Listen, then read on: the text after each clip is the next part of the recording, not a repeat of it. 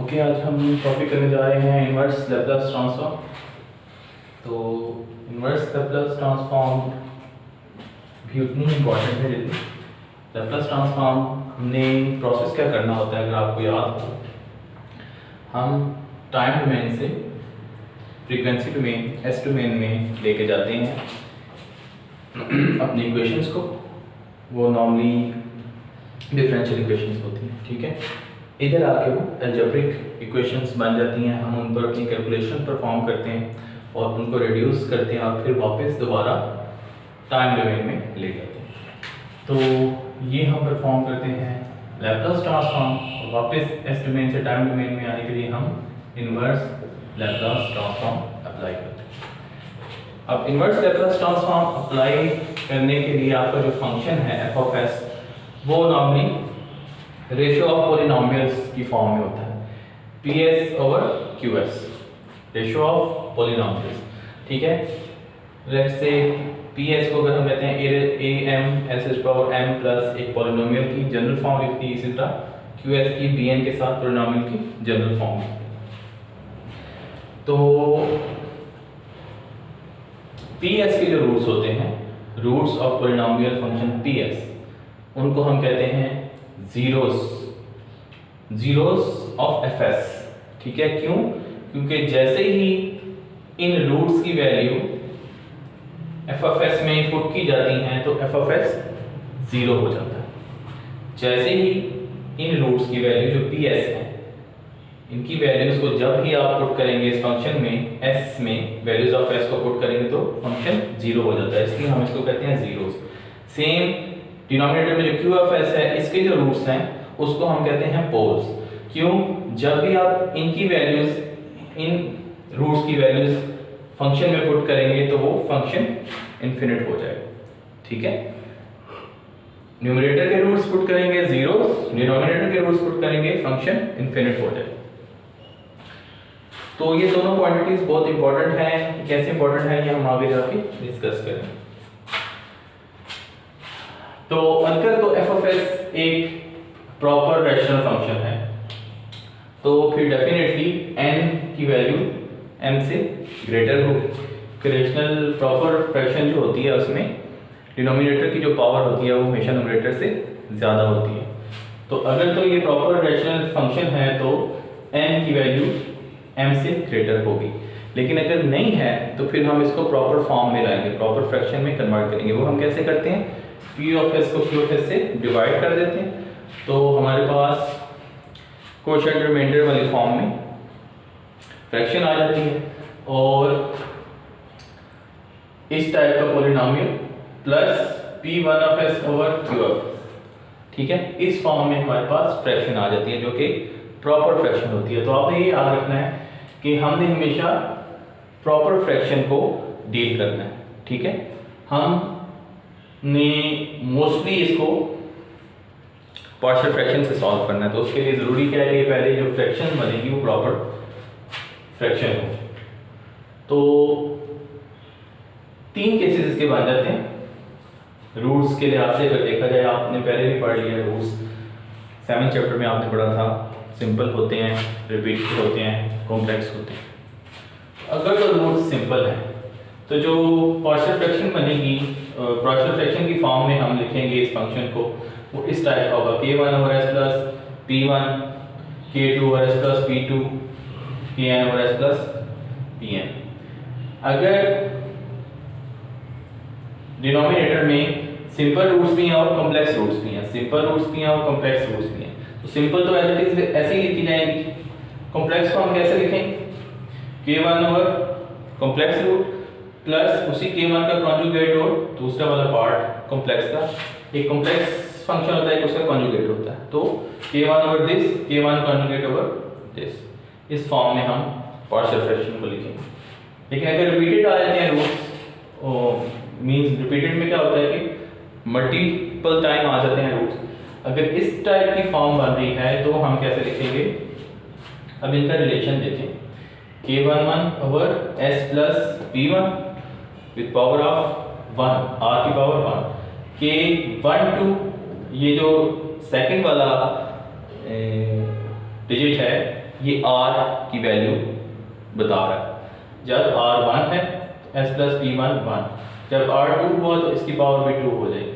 इसी तरह जब r 3 होगा s k1 3 s plus p1 rays power 3 जाएगा कहाँ तक, r तक, k1 r s plus p1 rays power r। तो आप जो फ्रैक्शन लिखेंगे वो इस फॉर्म में लिखेंगे,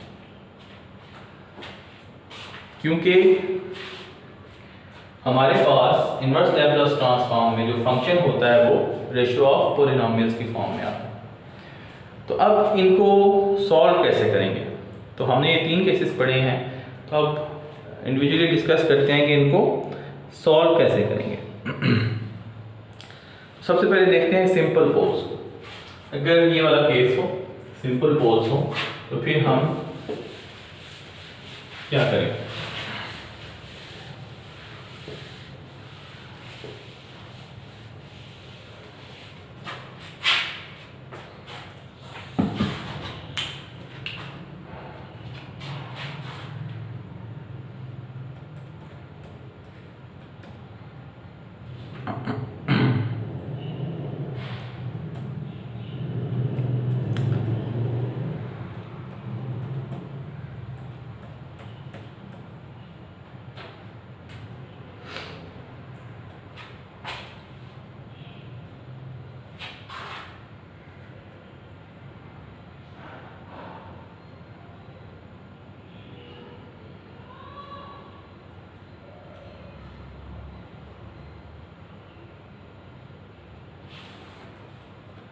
इसके लिए सीधे हम एग्जांपल ही कर लेते हैं। Let's say function f of s is form, f of s is equal to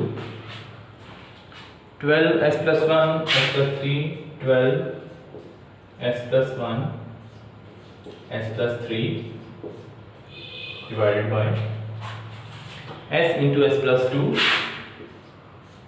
s plus 2 s plus 4 s plus 5 s plus 4 s plus 5।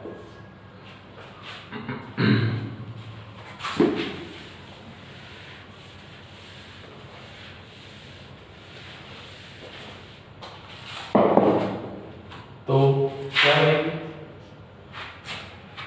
k1 over s plus p1 k2 over s plus p2, इस लिहाज से देखेंगे k1 over s plus k2 over s plus 2 plus k3 over s plus 4 plus k4 over s plus 5, इस form में बन गई।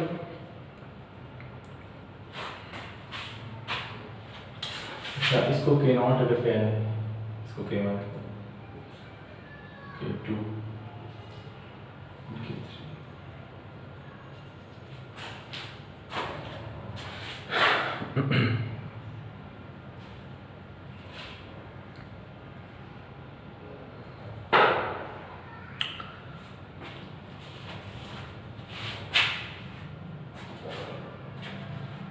तो k0 इसके इक्वल होगा,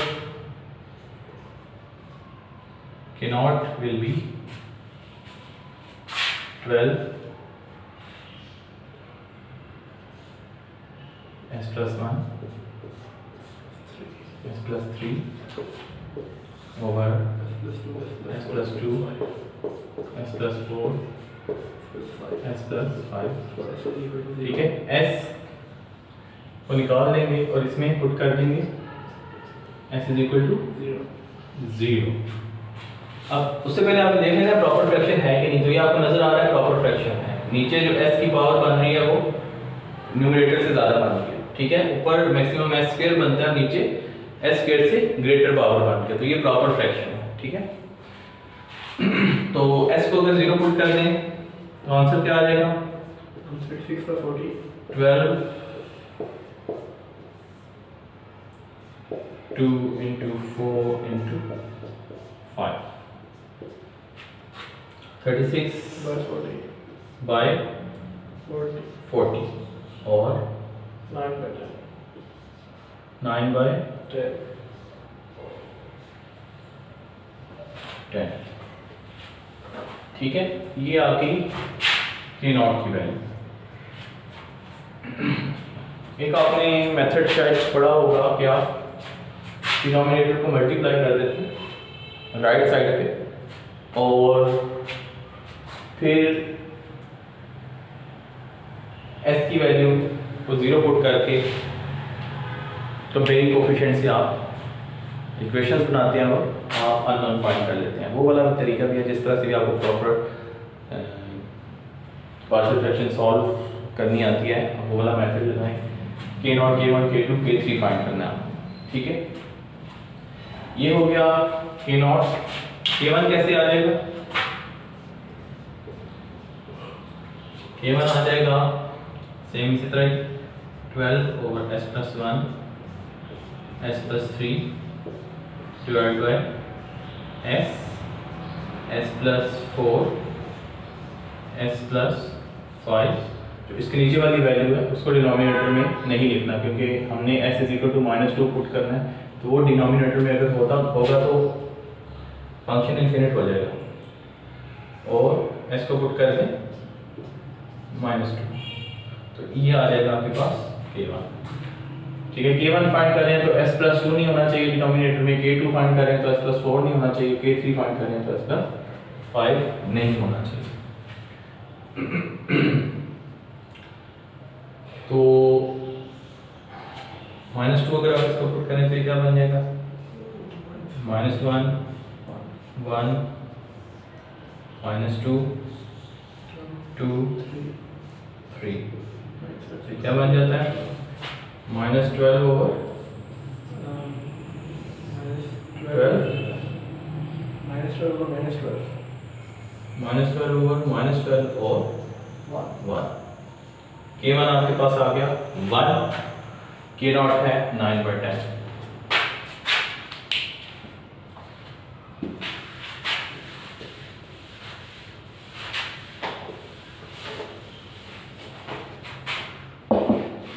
K2 कैसे आएगा? 12 s प्लस 1 s प्लस 3, नीचे अब s प्लस 4 नहीं लिखेंगे और s को पुट कर देंगे -4, तो यहाँ से हमारे पास आएगा K2 क्या बन जाएगा? 12 into -3 into -1 -4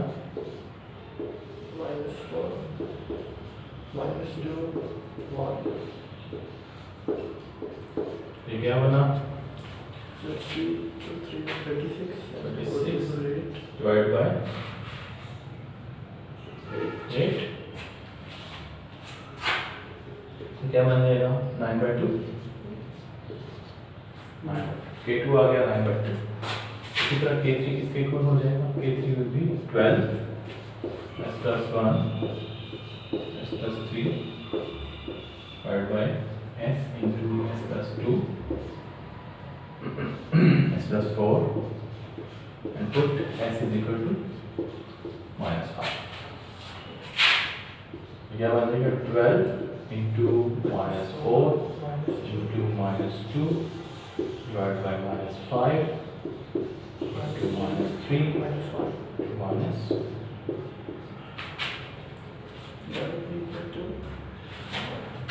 96।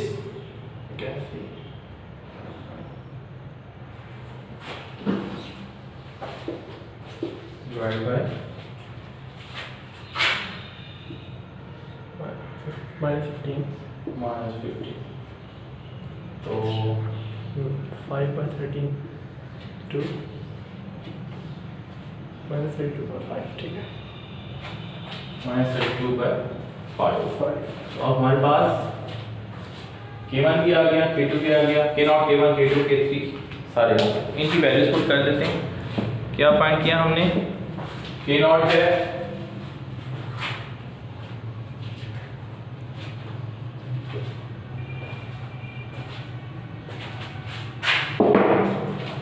K0 हमारे पास था 9/10, K1 था 1, K2 था 9/2 और K3 था माइनस 32/5। सारी वैल्यूज पता चल गई हमें। अभी कैलकुलेशन हम करते हैं।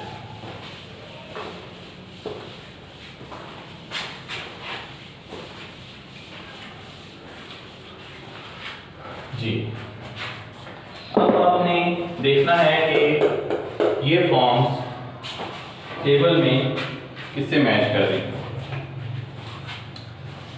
अच्छा,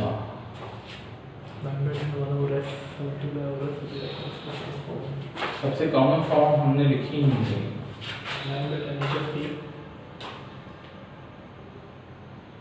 विदाउट टी इसको नहीं लिखा, तो फिलहाल मैं उसको किसकी जगह लिखूँ।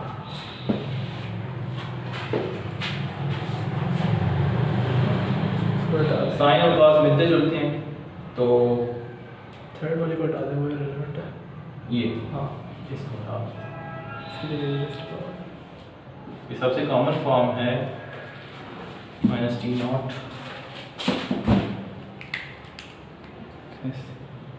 e raised to power -80 -80 1 और s plus a 1 over s plus a। ठीक है, ये हमने कल कर लिया था।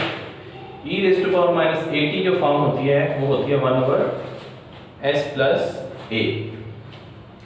तो अब देखें टेबल हम क्यों बना रहे थे। टेबल हम इसलिए बना रहे थे क्योंकि इन्वर्स लैप्लास ट्रांसफॉर्म के लिए कॉम्प्लेक्स इंटीग्रल इन्वॉल्व हो जाते हैं। तो कॉम्प्लेक्स इंटीग्रल अभी आप लोगों ने पढ़े भी नहीं, वैसे भी वो बहुत कॉम्प्लिकेटेड होते हैं सॉल्व करने। तो हम क्या करते हैं कि इन्वर्स फॉर्म में ले जाने के लिए टेबल्स बना लेते हैं और फिर टेबल यूज़ करते हैं। तो अब ये फंक्शन जो है ये किससे मिलते जुलते हैं। 1 over s plus 2 किससे मिल रहा है, 1 over s plus a से। 9/2 over s plus 4 किससे मिल रहा है, 1 over s plus a से। -32 over 5 plus s plus 5 किससे मिल रहा है, 1 over s plus a से। तो हम देखते हैं कि क्योंकि हर एक फंक्शन की यूनिक लैप्लास ट्रांसफॉर्म होती है, तो इसका जो कॉरेस्पॉन्डिंग टाइम में इनका फंक्शन होगा कॉरेस्पॉन्डिंग वो भी यूनिक होगा। इसका मतलब है ये सारी फॉर्म्स टाइम डोमेन में e raised to power -80 वाली टाइप की बनेगी। इसी तरह ये 1 over s की फॉर्म बन रही है। 1 over s क्या होता है, u of t। तो 1 over s को जब हम वापस ट्रांसफॉर्म करेंगे तो वो u of t बनेगी। तो इस टेबल को यूज करते हुए 1 over s क्या बनता है, 9/10 u of t 9/10 u of t। ठीक है, प्लस इधर आ जाए 1 over s plus 2।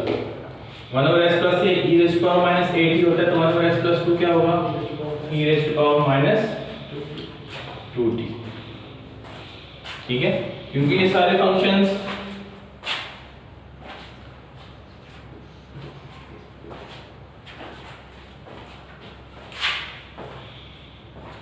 ut के अलावा हर एक जो फंक्शन है उसके साथ u of t आएगा। ये नहीं कि इसके साथ आप 2 दफ़ा लिखते हैं। ठीक है, इसकी रीज़न मैं आपको बाद में बताता हूँ। जब भी आप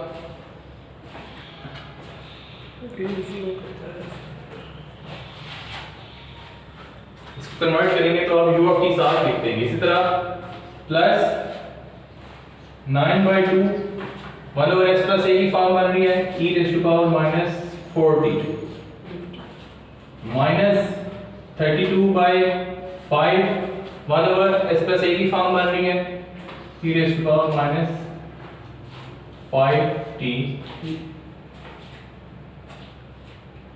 और u of t whole u of t। क्यों u of t क्यों लिखा है, क्योंकि हमने पढ़ा है कि लैप्लास ट्रांसफॉर्म यूनिलैटरल होती है। यूनिलैटरल का मतलब है कि जिस फंक्शन को भी हमने इंटीग्रेट किया था वो इस लिमिट में किया था। ठीक है, तो जब हम वापस एस डोमेन से इसको इसमें ला रहे हैं तो हमें पता होना चाहिए कि लैप्लास ट्रांसफॉर्म उसी फंक्शन की एग्जिस्ट करती है जो यूनिलेटरल हो या जीरो से ऑनवर्ड हो। तो ये जीरो से ऑनवर्ड मैथमेटिकली डिस्क्राइब करने के लिए कौन सा फंक्शन यूज होता है? u of t। ये function but for values greater than zero, ये function but for values greater than zero to infinity, this function but for values greater than zero till infinity, this function but for values greater than zero. ठीक है, u of t mathematically इस चीज को बताता है। ठीक है, तो यह बाय डिफॉल्ट सबके साथ लिख देंगे। अच्छा, तो ये फॉर्म बन गई अब आपकी फ्रीक्वेंसी डोमेन से टाइम डोमेन। ठीक है, अब ये फंक्शन आपका टाइम डोमेन का फंक्शन। ठीक है, आपने क्या किया था, अब ये हमने तो स्टार्ट यहां से किया ना एफएफएस से। बेसिकली ये फंक्शन कहां से बना होगा? एक सर्किट होगा, उसकी डिफरेंशियल इक्वेशंस आपने लिखी हुई होंगी, फिर उस डिफरेंशियल इक्वेशन को आपने कन्वर्ट किया होगा एस डोमेन में, फिर उस एस डोमेन से ये फंक्शन बना होगा। इस फंक्शन को दोबारा आप टाइम डोमेन में ले जाने के लिए इनवर्स लैप्लास ट्रांसफॉर्म करते हैं। ठीक है, तो ये अब आपको नजर आ रहा है ये फंक्शन, ये टाइम डोमेन का फंक्शन है। और ये हमने कैसे गेट किया है? इनवर्स लैप्लास ट्रांसफॉर्म लेके इस फंक्शन की। ये फंक्शन हमारे पास कैसे आता है? जब हम सर्किट की डिफरेंशियल इक्वेशन को ट्रांसफॉर्म करते हैं एस डोमेन में। ठीक है, और फिर उसको मैथमेटिकली सॉल्व करते हैं तो उसकी सिंपलीफाइड फॉर्म इस टाइप की बन जाती है जो कि न्यूमरेटर डिनोमिनेटर में पॉलिनोमियल्स होते हैं। इस फॉर्म को वापस टाइम डोमेन में कैसे लाना है, इस फॉर्म तक कैसे आना है, वो हम इससे पहले पढ़ रहे थे। इस फॉर्म को टाइम डोमेन में कैसे लाना है वो अब हम पढ़ रहे हैं, इनवर्स लैप्लास ट्रांसफॉर्म। ठीक है, तो ये थी 4 सिंपल रूल्स। इसी तरह एक और असेसमेंट में से कर लेते हैं, कोई केस है ना जाए, असेसमेंट का एक क्वेश्चन भी कर लेते हैं।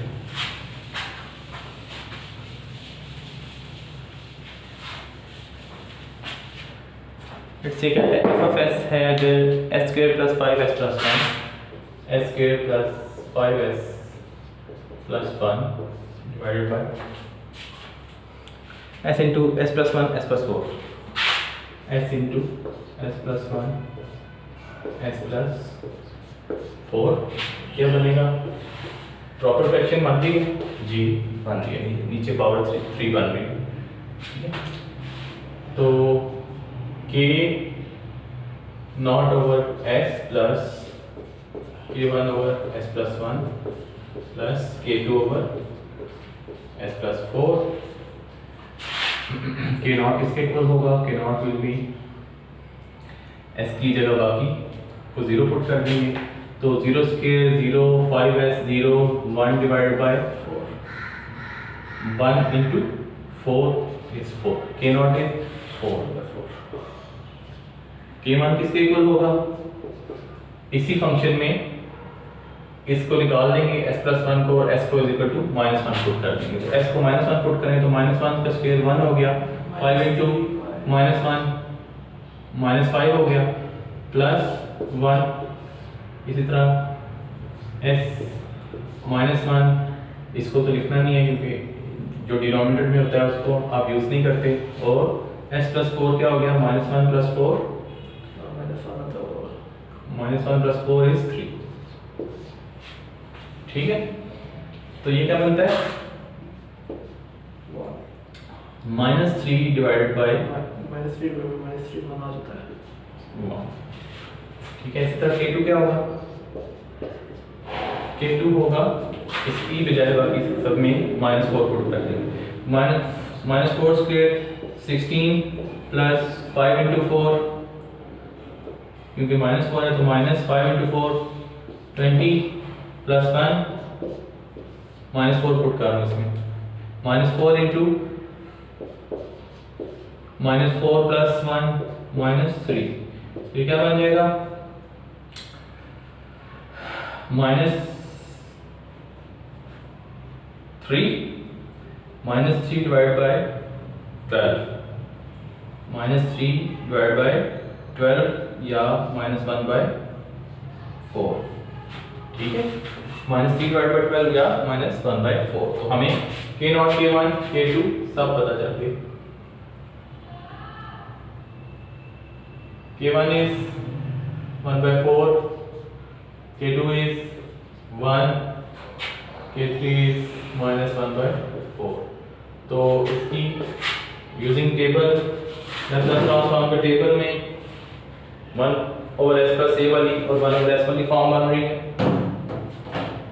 ये क्या हो जाएगा 1/4 u of t, sorry 1/4 u of t plus e raised to power -t minus 1/4 e raised to power -4t और u of t, ठीक है।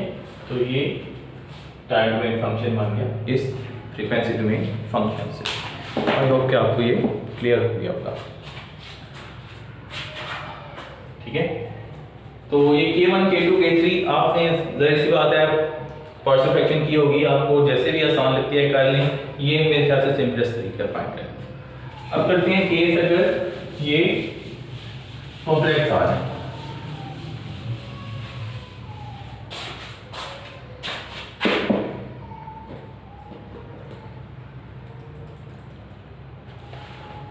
कॉम्प्लेक्स आ जाए तो आपके पास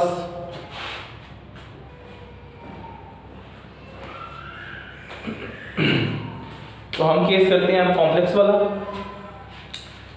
कॉम्प्लेक्स वाले केस में हमने पढ़ा था कि जो फॉर्म आएगा f(s) आएगा वो इस टाइप का होगा। कॉम्प्लेक्स रूट्स वाला जो केस था f(s) किस फॉर्म का होगा p1(s) और q1(s) into s plus alpha minus j beta और s plus alpha plus j beta, जो कि इक्वल हो जाएगा। सिंपल रूट्स के लिए वैसे ही रहेगा, हम सिर्फ कॉम्प्लेक्स वाले को देखते हैं। तो k1 over s plus alpha minus j beta plus k1 conjugate s plus alpha plus j beta, ये फॉर्म होगी हमारे पास। तो इस फॉर्म से हम कैसे फंक्शन गेट करेंगे, k1 कैसे फाइंड करेंगे, ये सब चीज़ें भी हम देखते हैं।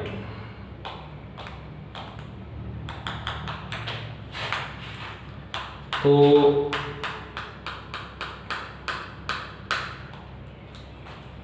अब आपको ये नजर आ रहा है कि K1 कॉन्जुगेट, इधर से आपको पता चल रहा है कि ये कॉम्प्लेक्स वैल्यूज हैं। कॉम्प्लेक्स वैल्यूज को हम दो तरह से लिख सकते हैं। एक हम लिख सकते हैं कार्टेशियन फॉर्म में, ठीक है, अल्फा प्लस जे बीटा वाली फॉर्म में, या हम इसको लिख सकते हैं पोलर फॉर्म में, कि पोलर फॉर्म में क्या होता है K1 और उसका एंगल होता है, ठीक है। या एक्सपोनेंशियल फॉर्म में भी लिख सकते हैं K1 e raised to power j theta वाली जो फॉर्म है। तो अगर मैं लिखूं कि जनरल के लिए f(s) जो है वो इस टाइप का होगा, K1 angle theta over s plus alpha minus J beta plus K1 conjugate इसका क्या बनेगा minus theta over s plus alpha plus J beta. तो इसमें कोई हर्ज नहीं है, मैं ऐसे भी लिख सकता हूँ। तो बहरहाल हमारे पास जो फॉर्म आएगी वो इस टाइप की आएगी। तो हम K1 और K2 कैसे फाइंड कर सकते हैं? K1 और K2 फाइंड करने का तरीका वही है। फॉर एग्जांपल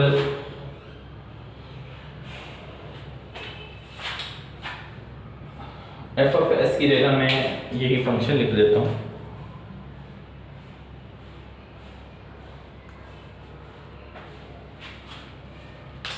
आप क्या करेंगे, अगर इसके लिए फाइंड कर रहे हैं S plus alpha minus J beta, actually ये काम हो रहा होता है जो हम इससे पहले भी कर रहे थे ना K1 और K2 वाले केस में।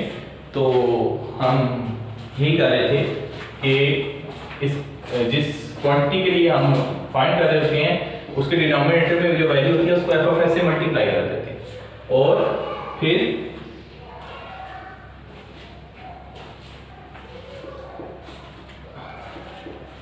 तो ये हमारे पास क्या होगा K1 क्या है, इसके डिनोमिनेटर में जो वैल्यू है उसको एफ ऑफ एस से मल्टीप्लाई कर दें और s को पुट कर दें minus alpha plus J beta. तो वो उससे मल्टीप्लाई करने से क्या होता है कि वो डिनोमिनेटर में से कैंसिल हो जाती है। आई थिंक इतना आपको आइडिया हो। तो इस तरह से हम इसको फाइंड कर सकते हैं। तो K1 आ जाएगा जब हमारे पास, तो उसका कंजुगेट ले लेंगे। तो K1 का कंजुगेट हमारे पास दूसरी वैल्यू आ जाएगी। K1 आ गया तो K1 कंजुगेट भी आ जाएगा। तो जब हमारे पास फंक्शन इस फॉर्म में आ गया और हमने K1 थीटा फाइंड भी कर लिया, तो फिर आपने एक फंक्शन याद रखने की जरूरत नहीं है। ये जब इस किस्म के क्वेश्चन आएंगे तो आपको टेबल में गिवन भी होगा, आपके पास उसमें वैल्यूज पुट करनी है। 2K1 e raised to power minus alpha t e raised to power minus alpha t cos of bt plus theta।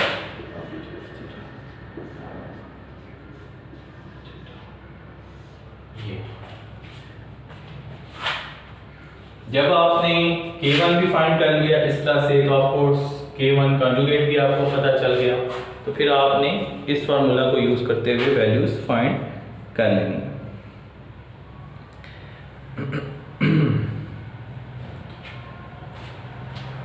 तो अब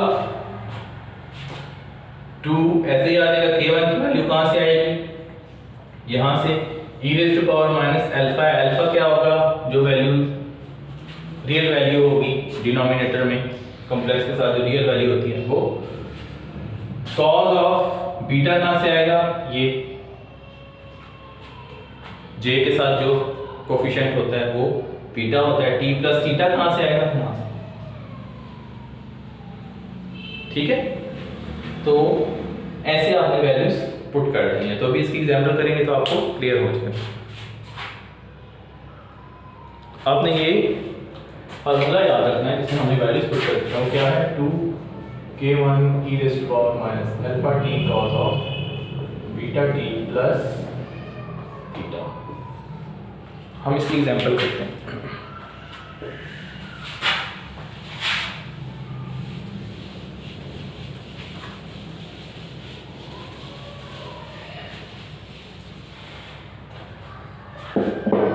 कहते हैं y of s इक्वल है 10s plus 2 divided by s square plus 4s plus 5 s into s square plus 4s plus 5। सबसे पहले देखें proper fraction है, जी proper fraction. तो k not over s plus इसके रूट्स देखें क्या बनते हैं, s square plus 4s plus 5 के क्वाड्रेटिक फार्मूला में पुट कर लें, या इसके रूट्स देखो क्या होंगे। Square plus 4s plus 5 factors इसके क्या होंगे, -2 plus i s -2 plus i plus 2 minus i minus j और s प्लस 2 प्लस ये बनेगा।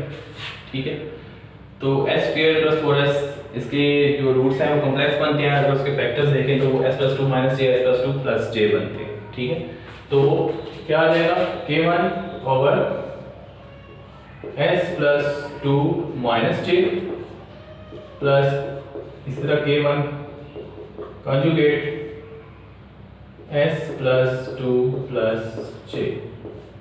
हमने फाइंड कर लेना k1 और k नॉट।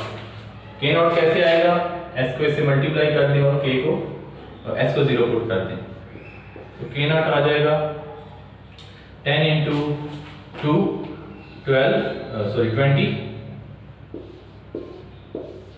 एस 0 हुआ 20 और 0 प्लस 0 प्लस 5 डिवाइड बाय 5, तो ये आ गया 4, के नॉट आ गया 4, k1 कैसे आएगा, k1 s plus 2 minus j को f ऑफ s से मल्टीप्लाई कर दें तो पीछे रह क्या जाएगा, ये वाली वैल्यू डिनोमिनेटर से कैंसिल हो जाएगी, s रह जाएगा और ये वाली वैल्यू रह जाएगी, ठीक है।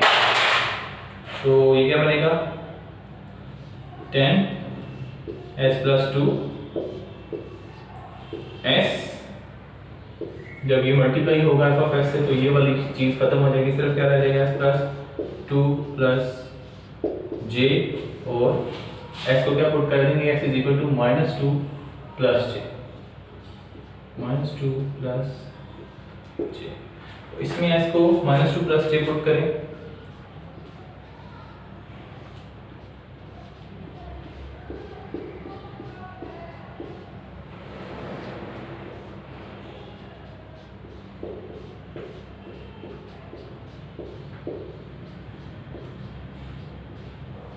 इसका आंसर देखें क्या आता है, जो कि सही सी बात है, कॉम्प्लेक्स वैल्यू आएगी क्योंकि ये -5j लग रहा है कि फेजर होगा।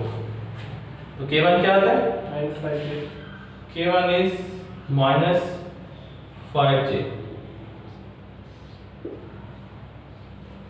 कंफर्म है -5j का आंसर, यस मैं देख लूं, यहाँ पे कुछ और बना हुआ है, देख लो एक दफा पे।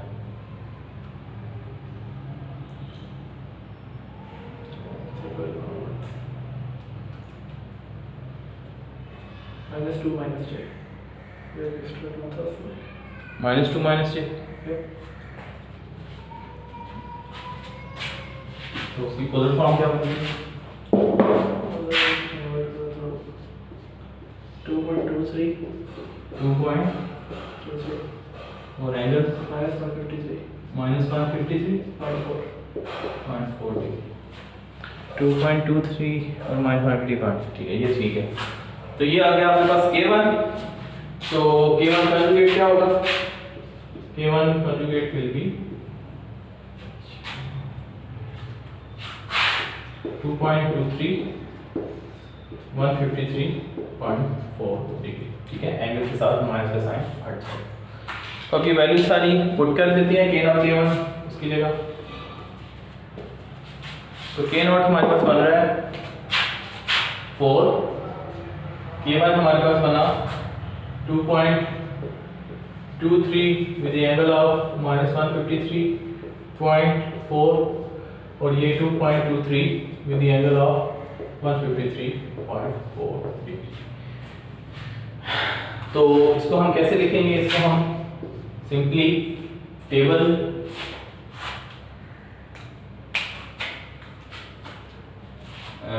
यूज करके भी लिख सकते हैं इसको, ठीक है। अगर टेबल यूज करके इसको भी लिख लेंगे तो कोई हर्ज नहीं है, फिर वो सिंप्लीफाई होके उसको यही फॉर्म बनेगी, ठीक है। ये क्योंकि ज़्यादा सिंप्लीफाइड फॉर्म है, अब जब इसको आप सॉल्व करेंगे तो आपके पास e raise to power -j e raise to power +j वाली फॉर्म आएगी। तो फिर आपको पता है cos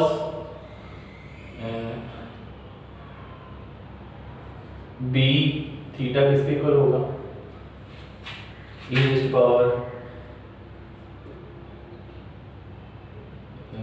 cos थीटा क्या है, e raise to power j theta minus e raise to power -j theta divide by 2। तो इसको आप सॉल्व करेंगे तो इस टाइप की फॉर्म बनेगी, उससे cos बन जाता है, ठीक है।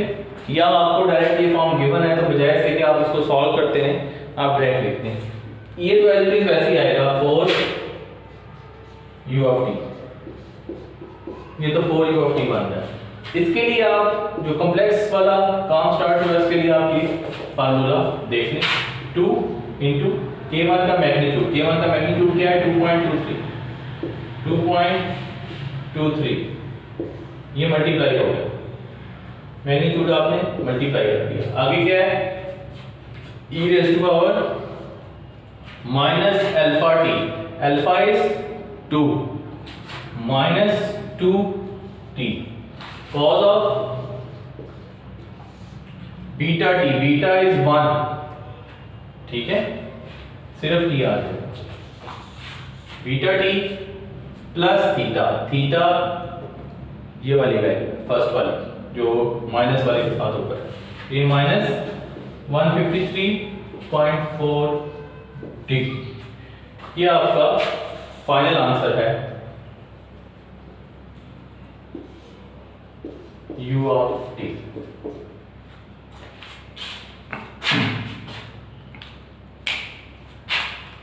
ठीक है, तो जब ये फॉर्म आ गई आपके पास कॉम्प्लेक्स की, फिर आपने सीधा ये वाली फॉर्म जो टेबल में गिवन होगी, आपको याद रखने की जरूरत नहीं है, उसमें इनकी वैल्यूज पुट करनी है। k1 इज दिस, k1 का मैग्नीट्यूड, मैग्नीट्यूड क्या है 2.23 e raised to power minus alpha t, ये होता है alpha minus beta, alpha plus beta, alpha is 2, फिर बीटा क्या है, बीटा इज इमेजिनरी पार्ट जो j है उसका कोफिशिएंट होता है, तो साइन आपने नहीं लिखने, ठीक है, आपने सिंपल वैल्यू लिखनी है 1, तो t, और एंगल क्या होता है इस फर्स्ट वाले का एंगल क्या बन रहा है -153। तो इस तरह से आपने ऐसे फंक्शन सॉल्व कर लेने हैं जिसमें कॉम्प्लेक्स वैल्यूज आए।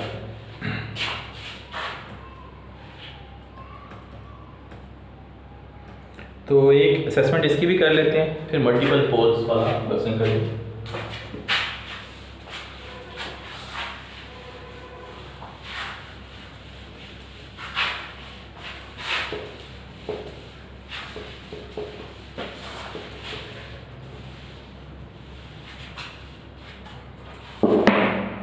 क्वेश्चन है जी, if f of s is 4 into s plus 3 divided by s plus 1 s square plus 2s plus 5, s plus 1 s square plus 2s plus 5, find f of t। तो find f of t, इसके roots find करो। ये बन जाएगा 4s plus 3 और s plus 1, और इसके roots आ जाएंगे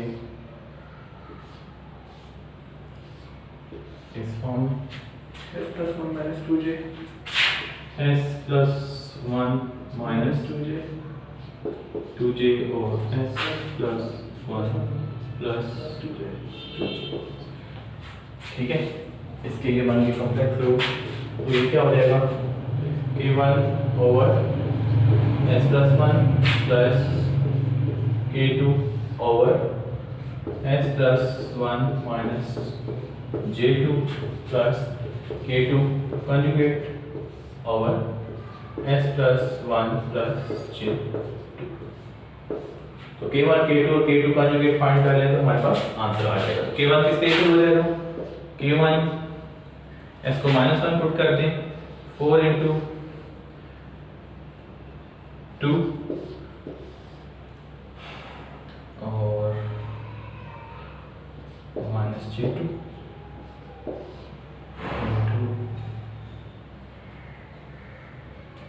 j2 क्या बनता है देखिए, 8 divided by 4 2 k1 आ गया 2, k2 कैसे आ जाएगा, k2 आ जाएगा इसी तरह ही, इसको मल्टीप्लाई करते हैं f of s से, तो ये वाली चीज़ गायब हो जाएगी, पीछे रह गया s plus 1 और ये, तो 4 into पुट किसके इक्वल करेंगे, s को पुट करेंगे -1 प्लस j2 के, s will be -1 plus j2 plus 3, -1 plus j2 plus 3 divided by -1 plus j2 plus 1, इसको स्किप किया, -1 plus j2 plus 1 plus j2 plus J2। तो इसका आंसर क्या है? -1 -j -1 माइनस j। तो K2 हमारे पास आ गया -1 -j। इसकी पोलर फॉर्म बता दो। 4.41 1.41 एंगल -135 माइनस 135 135। तो कंजुगेट किसके इक्वल हो जाएगा? 1.41 एंगल 135। तो K1 K2 और K2 कंजुगेट हमें इन्हें पता चल गई कि वैल्यूज क्या बन गई हैं। K1 is 2, K1 एंगल -135 और 1.41 एंगल -135, सॉरी +135। ये हो गया उसका कंजुगेट। तो कैसे लगेगा u ऑफ t? 2 प्लस यहाँ से कॉम्प्लेक्स वैल्यू स्टार्ट हुई, फार्मूले पे आ जाए 2 इंटू 1.41, 2 इंटू 1.41 मैग्नीट्यूड है, e raise to power alpha क्या है 1 t minus t, cos of beta क्या है 2t, प्लस थीटा क्या है -135 u ऑफ t।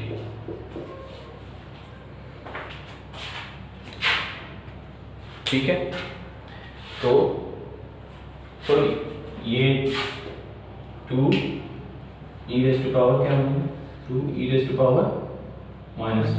ये 1 और s नहीं था, s + 1 था, 2 e raise to power -t। तो ये हमने एक और केस किया, इस असेसमेंट की जिसमें इस टाइप का फंक्शन बन रहा था। आई होप कि आपको क्लियर हो गया। अब हम करते हैं मल्टीपल पोल्स वाली फॉर्म। Time 47 minutes 48।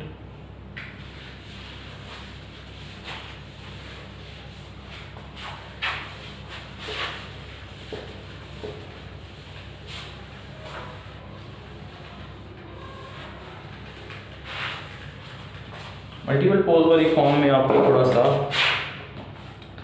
थोड़ा सा ध्यान से सॉल्व करना पड़ेगा, मुश्किल ये भी नहीं। तो मल्टीपल पोल किस टाइप के होते हैं हमने पढ़ा था। एफ ऑफ एस किस टाइप का होगा? एफ ऑफ एस होगा P1 of s over Q1 of s into s plus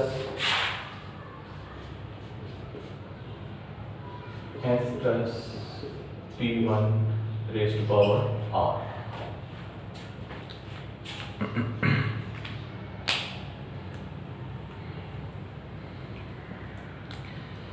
तो इसके लिए आपको पता है K11 K12 K13 की फॉर्म में वैल्यूज आती हैं।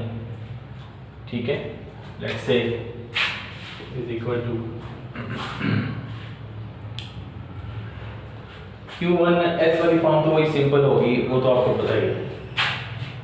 जहाँ से ये स्टार्ट होगा वो क्या होगा K11, ये सेकंड वाला जो सबस्क्रिप्ट है ये R की वैल्यू है, S plus P1 raise to power 1 plus K12 क्या होगा S plus P1 raise to power 2।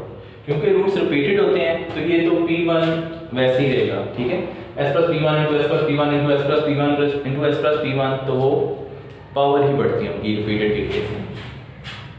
Plus K13 S plus P1 raise to power 3 plus K1 R में क्या होता है S plus P1 raise to power R, इस form.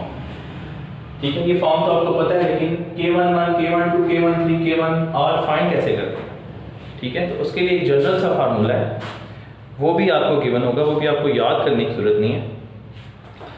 वो अपने पास अगर आप नोट कर लें, उसकी जितनी प्रैक्टिस कर लें, K1j से K1j will be equal to, ये K11 K12 K13 फाइंड करने के लिए 1 into 1 divide by R minus J iota r minus J factorial और d raise to power r minus J r minus J इतने time का ये derivative बनेगा। Order किसका लेना है आपने, s plus p1 raise to power r f of s r into F of s और s को आपने पुट कर देना है माइनस p1।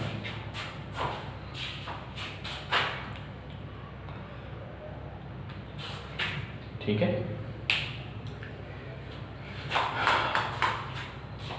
अब ये कंपेयर कर लें, इसमें r क्या है, j क्या है और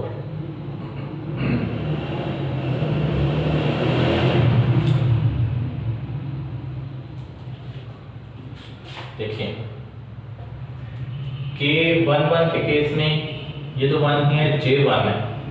अगर आप K11 फाइंड कर रहे हैं तो लेट्स से K11 इसी फार्मूले में K11 जब फाइंड होगा तो क्या चेंज आएगा, इसी फार्मूले में general 1 over r minus no j is 1 r minus 1 d r minus 1 over ds r minus 1 s plus p1 r f of s और s को माइनस p1 पुट करते हैं। ठीक है, इसी तरह K12 में ये क्या हो जाएगा, r माइनस 2, ये क्या हो जाएगा r minus 2 time derivative, r minus 2 time derivative, r वैसे ही रहेगा और इसको हम यूज करेंगे। तो ये जनरल फॉर्म हमने दरमियान में लिख लिया, थोड़ी साइड में लिख देते तो बेहतर रहता। ये मैं ऊपर साइड में लिख देता हूँ, K1j इक्वल होगा 1 ओवर r माइनस जे के फैक्टोरियल के into D R minus J over D S R minus J और इसके बाद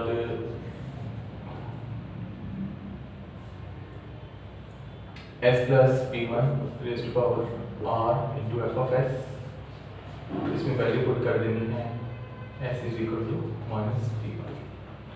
ठीक, इसकी एग्जांपल करते हैं तो आपको क्लियर हो जाएगा।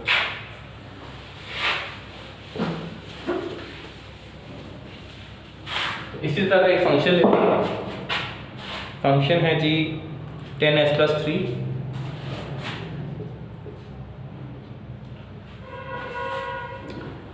10s plus 3 p1s is 10s plus 3, denominator में है s प्लस 1 क्यूब और s plus 2, s plus 1 cube into s plus 2। ठीक है, तो ये किसके इक्वल हो जाएगा,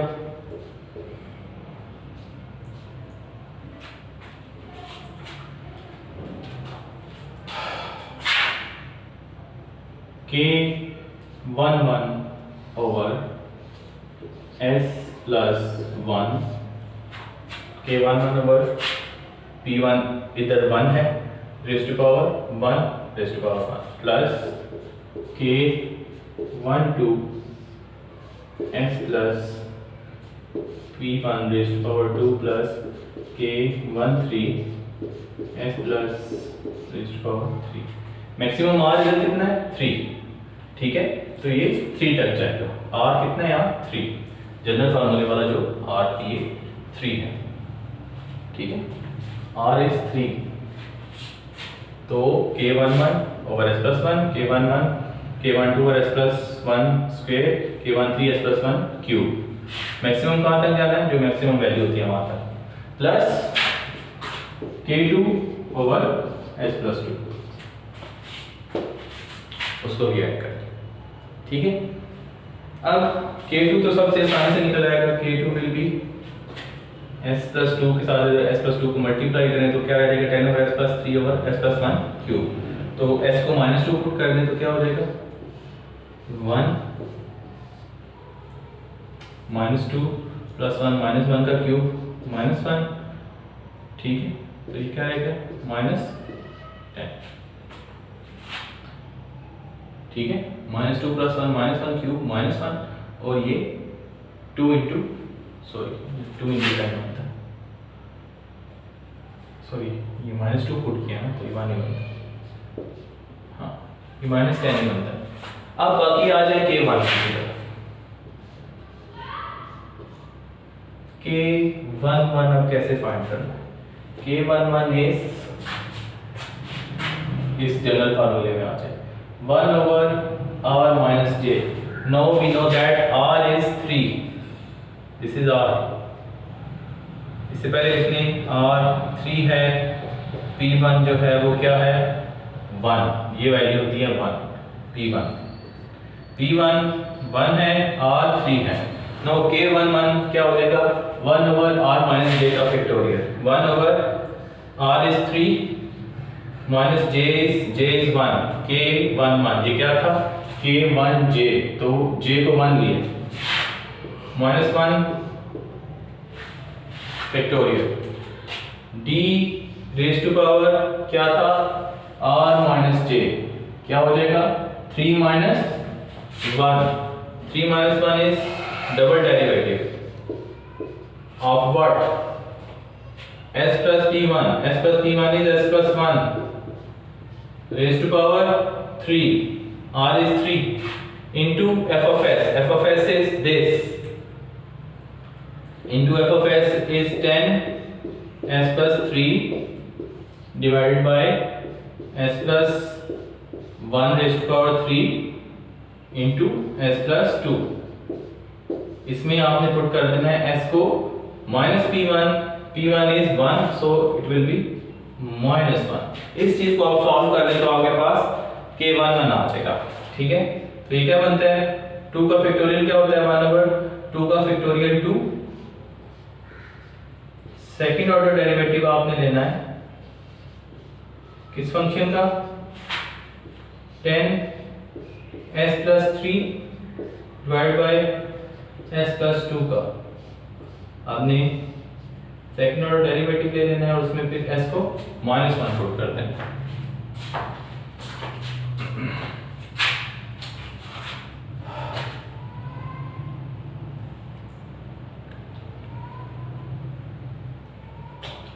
डेरिवेटिव लेंगे क्या बनेगा 1/2, फर्स्ट टाइम डेरिवेटिव लेंगे इसका,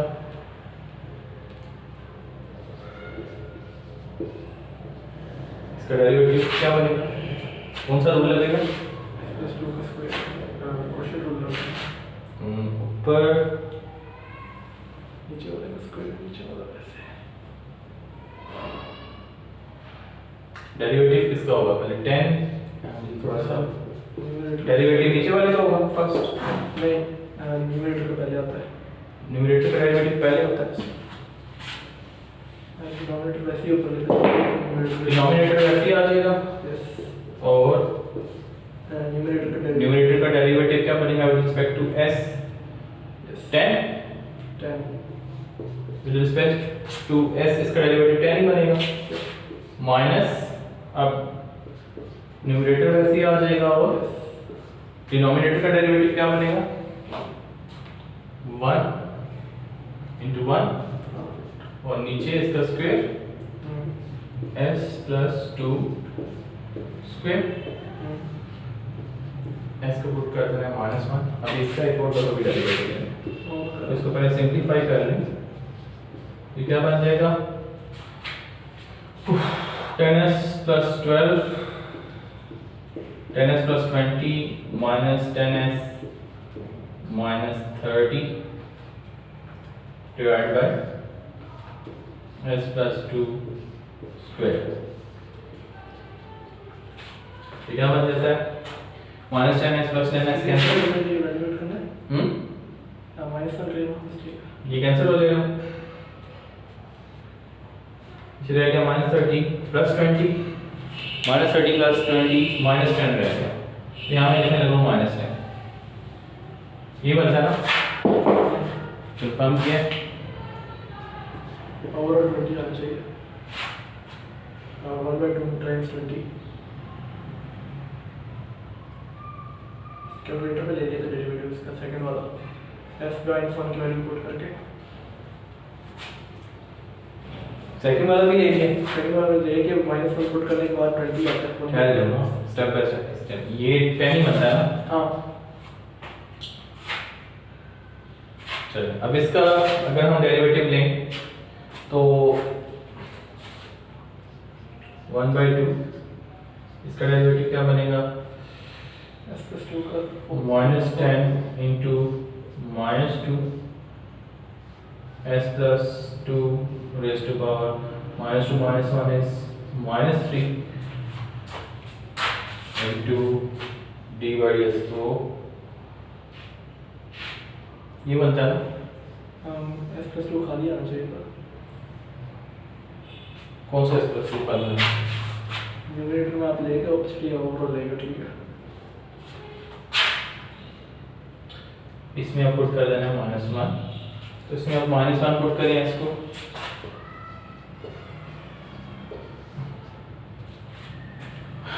twenty into 1 raised to power 20 divided by 1 raised to power 3 is equal to 20 divided by 2 10 माना क्या आएगा? 20 और डिवाइड बाय 2 10 आ जाएगा, ठीक है। 20 divided by 2 किया था उसमें divided by 2 नहीं इसमें 20 आ रहा था, मैं इसको वैसे 2 से डिवाइड बाय 10, ठीक है। ये है K11। तो एक दफा से फिर देख लें K11 हमने कैसे फाइंड करना था। हमने इस फार्मूले में वैल्यू सब्स्टिट्यूट की। R3 था, J1 था, 3 - 2 फैक्टोरियल 2 का फैक्टोरियल 2 होता है, और R - J डेरिवेटिव का ऑर्डर था, R3 था, J1 था, तो सेकंड ऑर्डर डेरिवेटिव बनता है किसका? s+1 into F of S. तो s+1 raise to power r ये बनता है इंटू एफ ऑफ एस ये था। तो s+1 raise to power whole cube के साथ कैंसिल हो गया, 10s+3 और s+2 बचा। इसका आपने सेकंड ऑर्डर डेरिवेटिव लेना। तो फर्स्ट डेरिवेटिव जब हमने लिया वो ये बना, ठीक है। फर्स्ट डेरिवेटिव के बाद दोबारा इसका डेरिवेटिव लिया क्योंकि दो दफा डेरिवेटिव लेना था, तो वो ये चीज बनी। फिर उसमें s को सेकंड डेरिवेटिव लेने के बाद आपने s को -1 पुट किया, ठीक है। तो जो K11 की वैल्यू बनी वो है 10। तो K11 हमारे पास आ गया 10। अब K12 की तरफ चलें अगर, तो K12 में क्या है? J2 हो गया, बाकी सारी वैल्यूज वही हैं। तो 3 - 1 की बजाय K12 में J2 हो गया, तो ये क्या बन जाएगा? क्या था? R - J 3 - 2, तो ये फर्स्ट ऑर्डर डेरिवेटिव बन गया। First order derivative of what? इसी फंक्शन का, लेकिन इसी फंक्शन का फर्स्ट ऑर्डर डेरिवेटिव बन जाएगा। तो इसी फंक्शन का फर्स्ट ऑर्डर डेरिवेटिव तो हमने लिया था, ठीक है, क्योंकि K11 जब हमने फाइंड किया था तो हमने सेकंड ऑर्डर डेरिवेटिव तक वैल्यूज ले ली थी। तो जब सेकंड ऑर्डर डेरिवेटिव तक ली थी तो हमने फर्स्ट ऑर्डर डेरिवेटिव ले लिया था। फर्स्ट ऑर्डर डेरिवेटिव बनता है ये। इसमें अगर आप पुट कर दें s को -1 और फिर उसको 2 से डिवाइड कर दें तो -5 आपके पास आंसर आ जाएगा। देखें ये हमने एक फर्स्ट ऑर्डर डेरिवेटिव लिया था, K11 के केस में हमें दो डेरिवेटिव लेने पड़े। तो अब K12 के केस में हमारे लिए आसानी हो गई है कि हमने इसी फंक्शन का फर्स्ट ऑर्डर डेरिवेटिव लेना है, वो तो हम ऑलरेडी ले चुके हैं। तो वो बनती है ये वैल्यू। इसमें s को -1 पुट करें तो क्या बनता है? -10/1 डिवाइड बाय 2। -5 कैसे बनता है? अच्छा ये -10 है, -10 डिवाइड बाय 2 -5। दूसरी दफा डेरिवेटिव आपने नहीं लेना, ये तो K11 के केस में लेना था। तो सिर्फ एक डेरिवेटिव लेना, एक डेरिवेटिव हम ले चुके हैं, वो ये चीज बनती है, ठीक है। आई थिंक आपको क्लियर हो रहा है, मैं अपडेट कर देता हूं। इसका डेरिवेटिव लिया इसका डेरिवेटिव जब लिया तो ये चीज हुई। फिर आपने s को -1 पुट कर, इसको -1 पुट किया तो k-2 बना -5, k-2 बना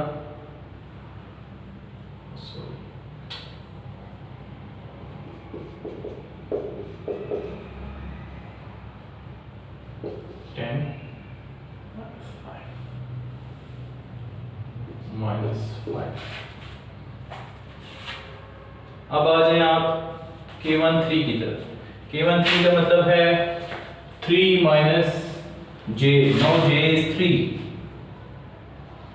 3 minus 3, 0 का फैक्टोरियल क्या होता है 1, बाकी फंक्शन वैसे ही आ जाएगा। ये क्या है r minus j, 3 minus 3, 0 order का डेरिवेटिव, 0 ऑर्डर डेरिवेटिव मींस 1, कोई डेरिवेटिव नहीं लेना आपने। अब आपने इसी में ही वैल्यूज पुट कर देनी है। तो इसमें जब आप s को -1 पुट करेंगे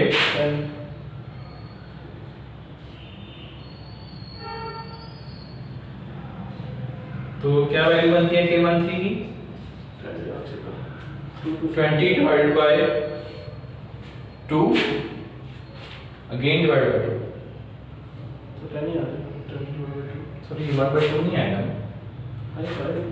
ये सेकंड में 1/2 आएगा, सेकंड में भी नहीं होना चाहिए। सेकंड में 1/2 नहीं होना चाहिए था।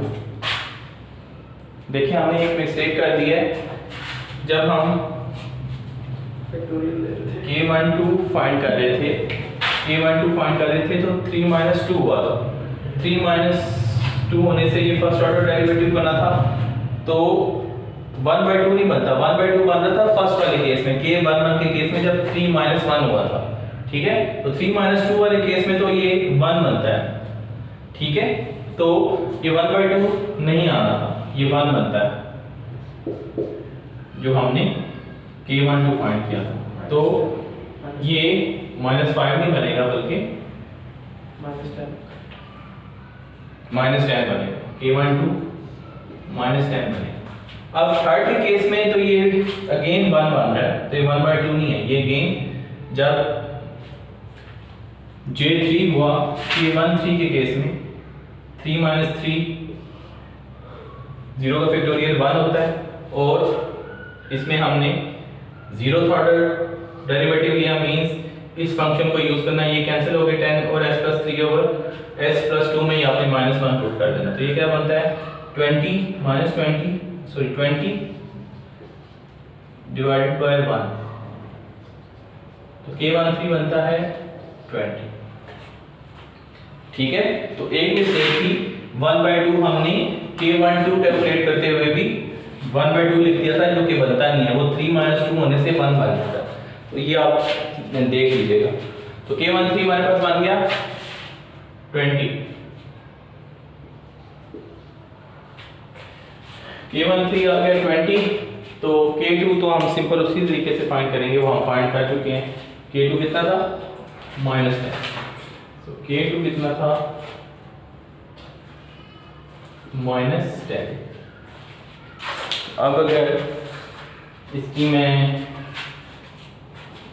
टेबल से कंपेयर करते हुए वैल्यूज लिखूं, हाँ देखो इसके नीचे ही लिखूं,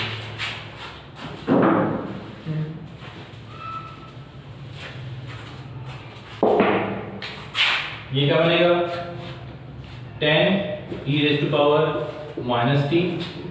माइनस ये किससे मिल रहा है फंक्शन, ये लिखा हुआ है t e⁻t ये भी लिखा हुआ t e⁻t।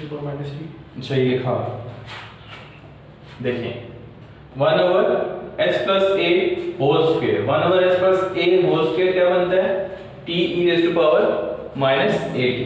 तो ये कौन सी फॉर्म बन गया 5/s+1 स्क्वायर बन गया, तो ये क्या बनेगा t e⁻at। तो t e⁻a क्या है दिस, -80 मींस माइनस 1t 5 ये वाला t e raise to power minus 8 ये टेबल से हमने वैल्यू ली। आगे आ जाएं 20 अब इस पे क्यूब है तो ये हमारे पास जनरल फार्मूला भी गिवन है।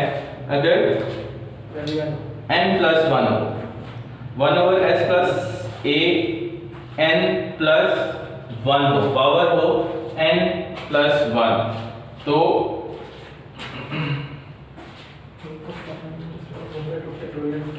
इसको अगर मैं n प्लस 1 की फॉर्म में लिखना चाहूँ तो ये क्या बनेगा 2 plus 1 means n is 2 and s plus 1 cube था उसको क्योंकि मेरे पास जो फॉर्म है वो n प्लस 1 वाली गिवन है n प्लस 1 वाली फॉर्म को देखते हुए मैंने फंक्शन t लिखना है तो मेरे पास एक n होना चाहिए। तो 3 को n प्लस 1 की फॉर्म में कैसे लिख सकता हूँ 2 प्लस 1 2 प्लस 1 इज 3 इसका मतलब है कि n 2 हो गया n 2 हो गया। तो अब मैं कैसे लिखूंगा अगर n 2 है तो मैं लिखूंगा t raise to power n 2 है यानी कि t square t raise to power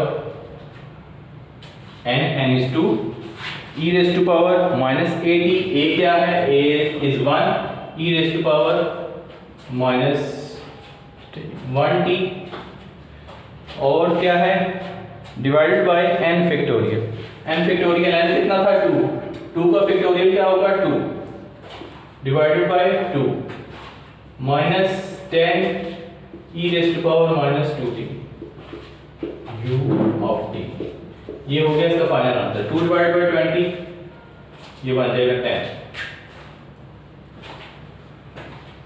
तो ऐसे आपने टेबल को यूज करना है ठीक है। मैं पहले इसको n प्लस 1 वाली फॉर्म में ले आया 2 प्लस 1 की फॉर्म में लिखा वहां से मेरे पास n क्लियर हो गया कि n 2 है। तो अब मैं ये फंक्शन लिख सकता हूँ t raise to power n is t square e raise to power minus 8t a is 1 e raise to power minus t और divide by n factorial n is 2 का फैक्टोरियल 2 ठीक है। तो 10 डिवाइडेड बाय 2 10 बन गया। तो हमने table choose किए इस फॉर्म से टाइम डोमेन में जाने के लिए जो हमने यूज किया वो था टेबल। और k11 k12 k13 कैसे फाइंड करना है वो क्या आपको ये क्लियर हो गया होगा।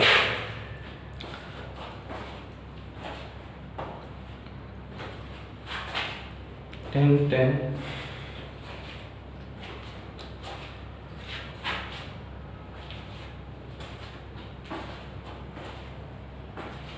अच्छा इसमें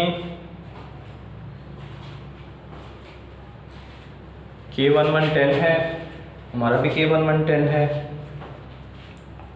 इनका k2 माइनस 10 है।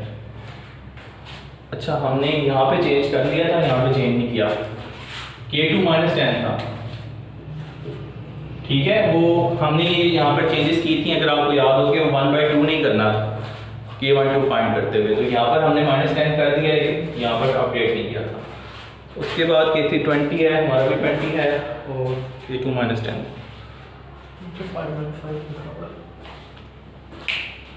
तो आई थिंक आपको ये क्लियर हो गया होगा। इसकी हमने ये एग्जांपल की है इसकी भी एक असेसमेंट कर लेते हैं। इसकी भी एक जल्दी से असेसमेंट कर लेते हैं। जनरल फार्मूला कोने में लिखा हुआ है ठीक है।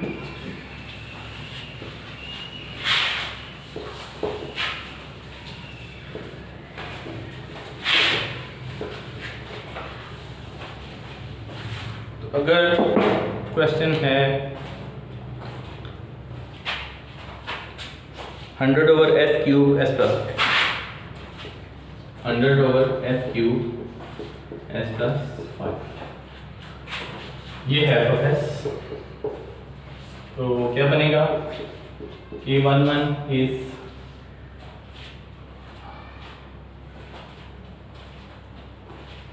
s plus k12 is s square plus k13 is s cube plus k2 over s plus 5 ठीक है।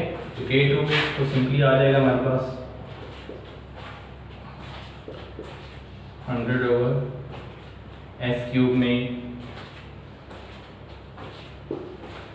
s को -5 पुट कर देंगे तो हमारे पास आ जाएगा 100/-5 तो क्यूब क्या बनेगा 125।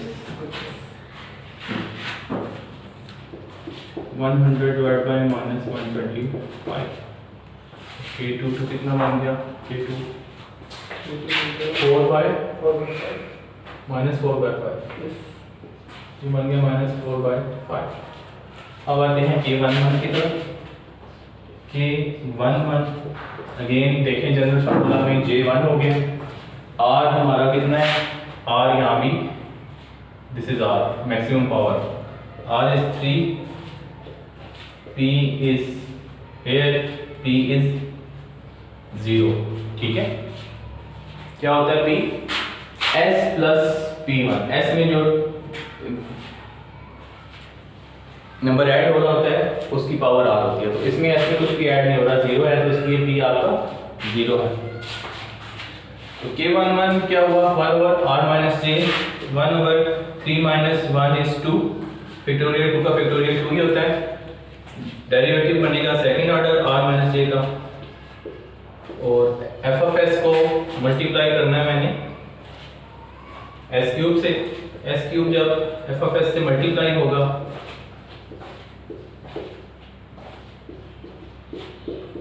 तो फिर इसमें s को 0 पुट कर देना तो P1 जो है हमारा 0 है ठीक है।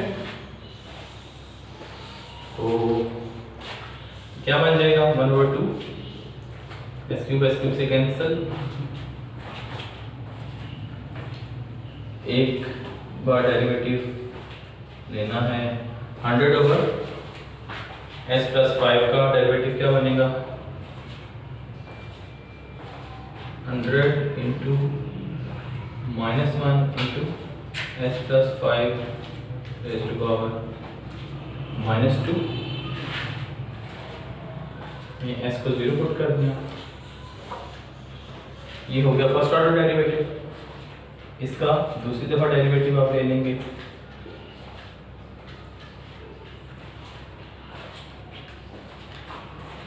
-100/s+2 स्क्वायर का दूसरी दफा आप डेरिवेटिव लेंगे तो क्या बनेगा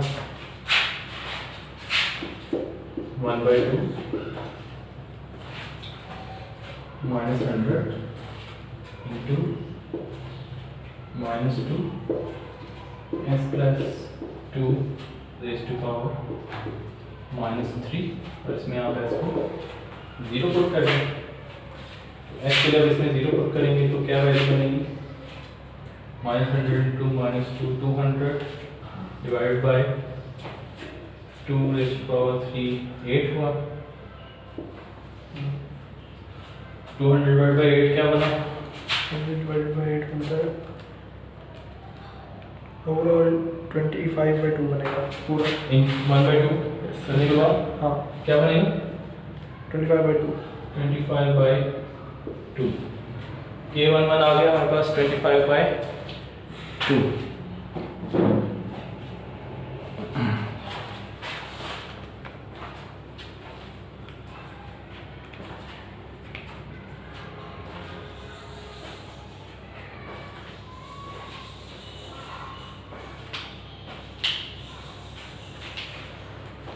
ऐसे 1/2 बना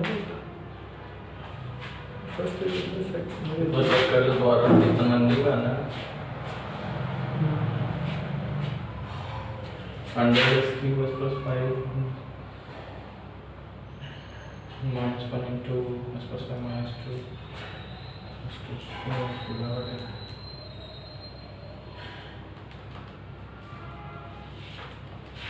वैल्यू कंफर्म कर into -1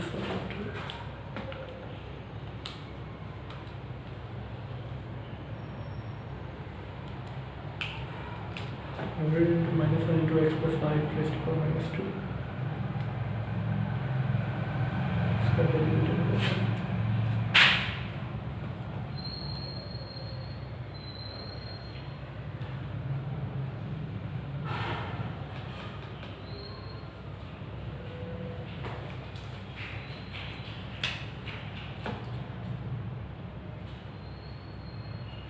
आपने ऊपर S+5 लिखा हुआ है, नीचे उसको S+2 कर दिया।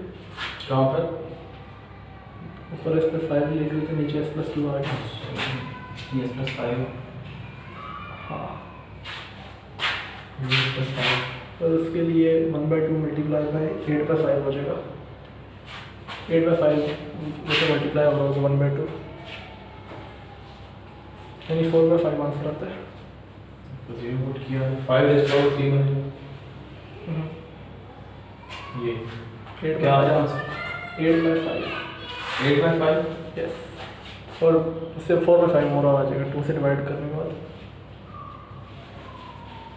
4/5, यस, ये है जी 4/5। ठीक है, ये आ गया हमारे पास K1। अब हम चलते हैं K12 की तरफ। तो अब हमने फाइंड करना है K12। K12 means 3 - 2 factorial. 3 - 2 factorial 1, 1 का फैक्टोरियल 1 ही बनता है। 3 - 2 means first order derivative. First order derivative of this, first order derivative of this हम ऑलरेडी फाइंड कर चुके हैं, वो बनता है -100/s+5²। तो फर्स्ट ऑर्डर डेरिवेटिव ले लें तो ये बनता है। इसमें आप 0 के लिए वैल्यू इसको आपने -5 पुट किया था, 2 पुट किया? मैं 0 के लिए किया। सॉरी, ये 0 बनता है। हाँ, तो 0 पुट करें क्या बनता है? 100/25 25 -100/25 -4, ये डिवाइड बाय 1 है, अब 1/2 नहीं है, ओके। और -2, -4, 3 - 2 1 कितना बना ये? -4, -4 after putting 0। Yes. K12 is -4, K12 is -4। ठीक है, अब पीछे क्या रह गया? K13, K13 की तरफ आए। K13 और 3 - 3 0 0 का फैक्टोरियल 1 ही बनता है। डेरिवेटिव का ऑर्डर क्या बनेगा? 3 - 3 0 ऑर्डर मींस 0 ऑर्डर डेरिवेटिव लेना, मींस कोई डेरिवेटिव नहीं लेना, डायरेक्ट 100/s+5 में s को 0 पुट कर दें तो आपके पास K13 बन जाएगा। तो डायरेक्ट 100/s+5 में अगर 0 पुट करें तो K13 कितना आता है?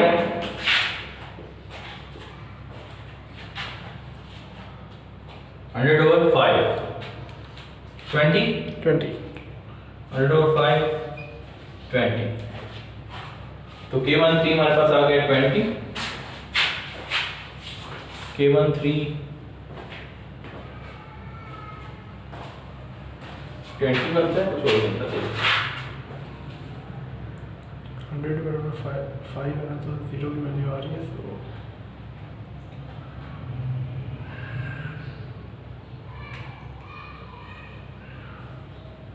5 + 5 है ना, सॉरी, what 20।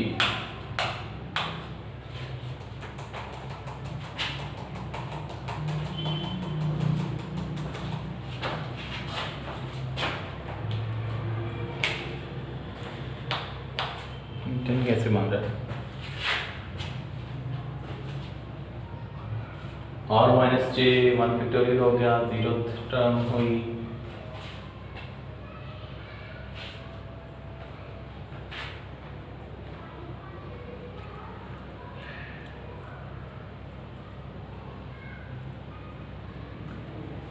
ट्वेंटी बनता है, 10 से मान लिया मैंने।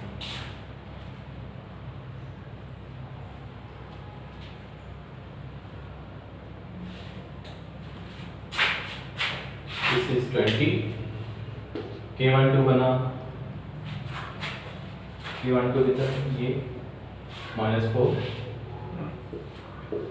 K11 कितना बना था? 4/5, K11 is 4/5। ठीक है, तो बन जाएगा।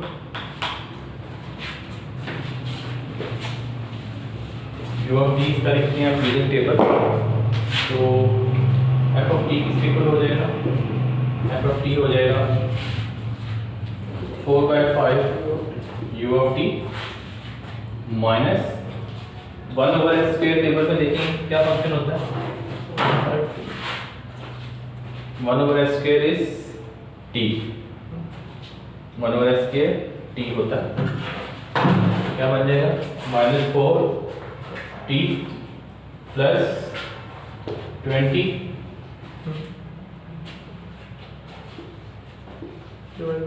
एस क्यूब क्या होगा, जनरल फंक्शन लिखा हुआ है नहीं लिखा हुआ,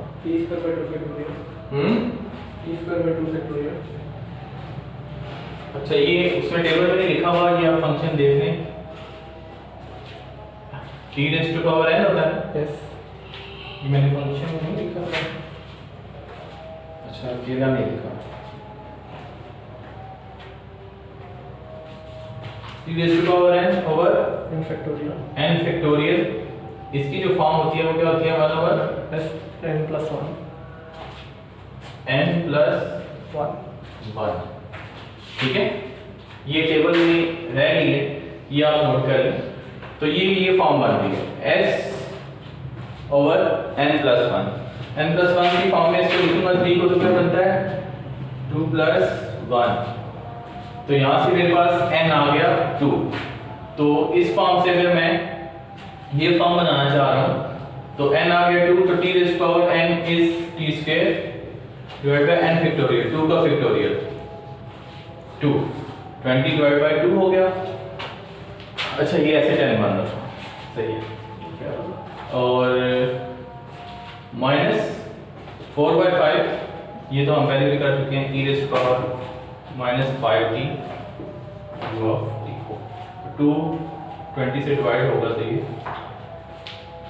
10 बन जाए, तो ये बना इसका f ऑफ t। तो आई होप कि आपको ये फार्मूला समझ में आ गया होगा।